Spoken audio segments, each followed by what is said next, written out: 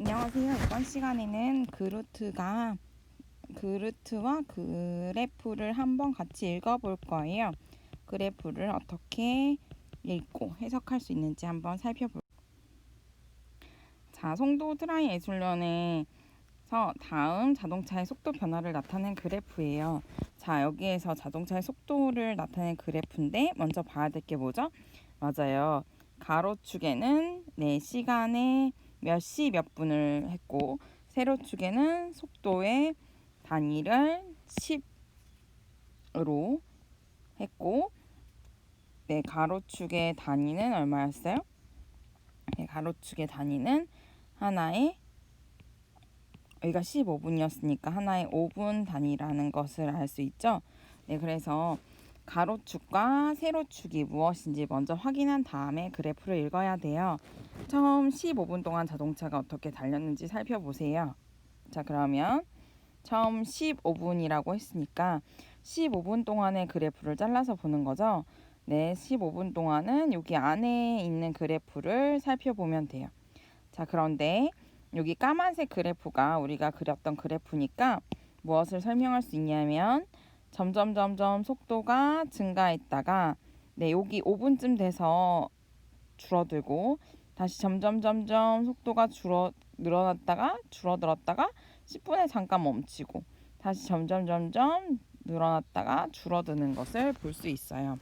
자, 그러면 얘는 뭐라고 작성할 수 있을까요? 아, 맞아요. 4시에 출발해서 잠깐 멈췄다가 다시 출발해서 그래프가 다시 출발했다가 올라갔다가 다시 멈췄죠. 그리고 다시 출발했어요. 그리고 다시 멈춤 현상이 있었죠. 자, 15분 동안 네, 여기 보면 15분 조금 전에 멈춘 것을 볼 수 있어요. 그래서 15분 동안 자동차가 몇 번 멈췄냐요? 물어보면 한 번, 두 번, 그리고 여기 조금 전에 멈춰서 3번이라고 이야기할 수 있어요. 4시 20분과 4시 30분 사이에 자동차는 어떤 도로를 달리고 있나요? 자, 학교에 오기 전에 여기 다리 위에 지나오시나요? 네, 여기 쭉 올라가서 점점 속력이 증가했다가 네, 거의 일정하게 비슷하게 간다는 사실을 알 수 있어요. 자, 얼마로 가고 있을까요? 맞아요. 여기 속도를 읽어보면 60이라는 걸 알 수 있어요.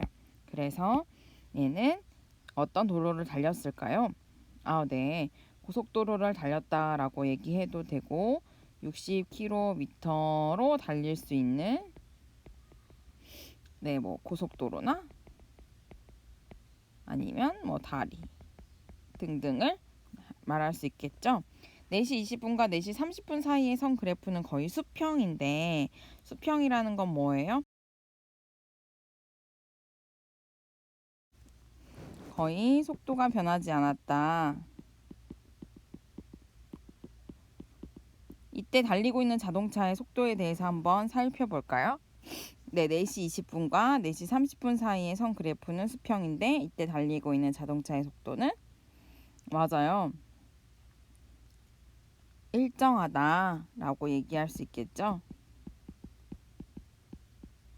근데 만약에 시속 60을 넘으면 제한 속도에 걸린다고 해요. 그러면 이 자동차는 제한 속도에 걸렸을까요? 네, 맞아요. 여기 한 4시 35분쯤 여기에서부터 여기까지 네, 요만큼 구간에서 자동차의 속도가 어때요? 네, 60을 넘어갔어요. 그래서 이만큼 60을 넘어갔기 때문에 그래프를 읽어보면 규정 위반을 했다고도 말할 수 있겠죠. 그 도로의 제한 속도가 65라고 했을 때 네, 위에 자동차에 달리는 제한 속도를 초과했나요? 맞아요. 왜냐하면 네, 4시 맞죠? 4시 35분부터 4시 40분 사이에 70km가 된 적이 있어요. 네, 그래서 제한속도 60km를 넘어갔다 라고 말할 수 있겠죠? 자, 두 번째 문제 넘어갈게요. 바닷물의 깊이 변화를 한번 살펴볼 거예요. 썰물과 민물은 무엇을 뜻하죠?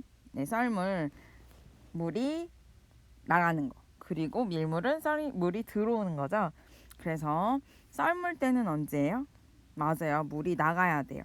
바닷물의 깊이가 변화할 건데, 네, 바닷물의 깊이가 원래 4였는데, 네, 2로 줄어들었죠. 그러니까 물이 찰랑찰랑 있었는데, 물이 점점 없어져서, 네, 반으로 줄어들었다는 걸 알 수 있어요. 그래서 썰물 때는, 네, 4에서 네, 2로 줄었고, 네, 몇 시? 오전 6시부터 정오까지. 네, 썰물이라고 할 수 있어요. 또 이런 비슷한 현상이 또 있나요?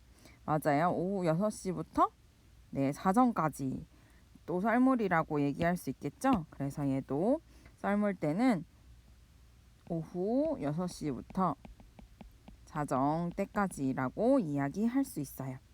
썰물 때의 바닷물의 깊이는 어떻게 됐어요? 맞아요. 높이가 4에서 2까지 줄어들었다는 걸 알 수 있어요. 자, 그럼 밀물 때는 언제일까요? 자, 밀물 때는 여기 점점 물이 높아지는 물이 높아지는 이 부분을 말할 수 있겠죠? 네, 그래서 밀물대로 써보면 밀물은 자정부터 오전 6시까지 그리고 정오부터 오후 6시까지라는 것을 알 수 있어요.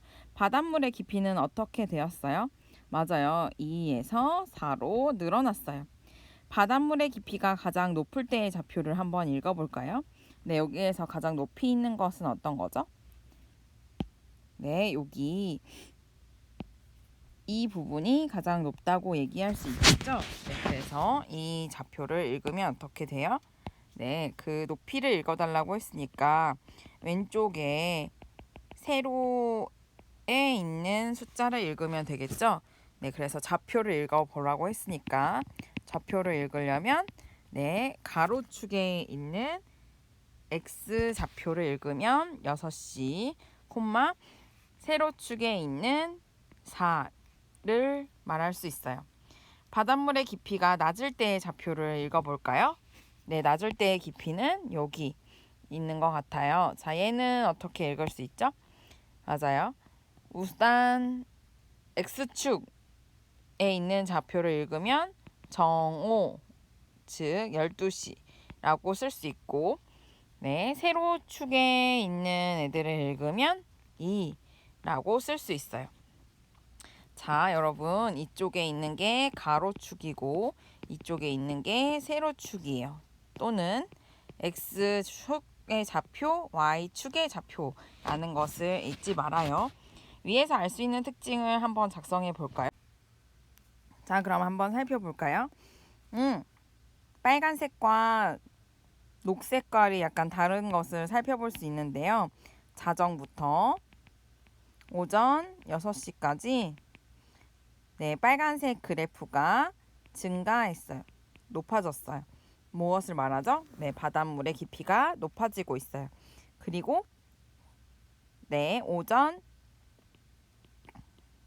6시부터 정오까지는 네, 감소한다는 걸 알 수 있어요.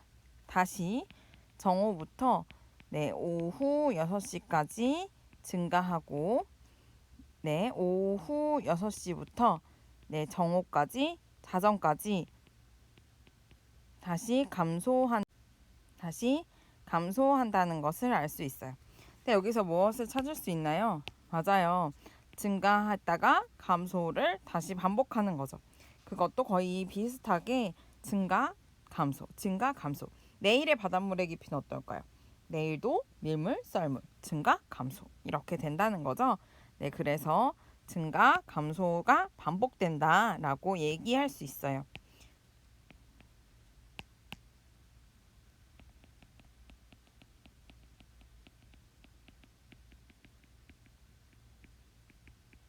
지금은 2번 반복됐는데 내일, 모레 계속 살펴보면 조금 더 반복된다는 사실을 알 수도 있습니다. 자, 이처럼 그래프를 읽을 때 여러 가지 방법이 있는데요. 네, 전체를 읽을지 아니면 어떤 부분을 읽을지 아니면 한 점을 읽을지 이렇게 여러 가지 방법으로 읽을 수 있어요. 자, 그래프를 그릴 땐 뭘 먼저 봐야 된다고요? 맞아요. 가로축에 무엇을 뜻하는지, 세로축에 무엇을 뜻하는지 먼저 살펴봐야겠죠? 여기에서는 지금 써있지 않지만 위에 깊이 변화라고 써있기 때문에 얘가 시간에 따른 깊이 변화라는 것을 유추할 수 있어요. 자, 다음에 또 만나요.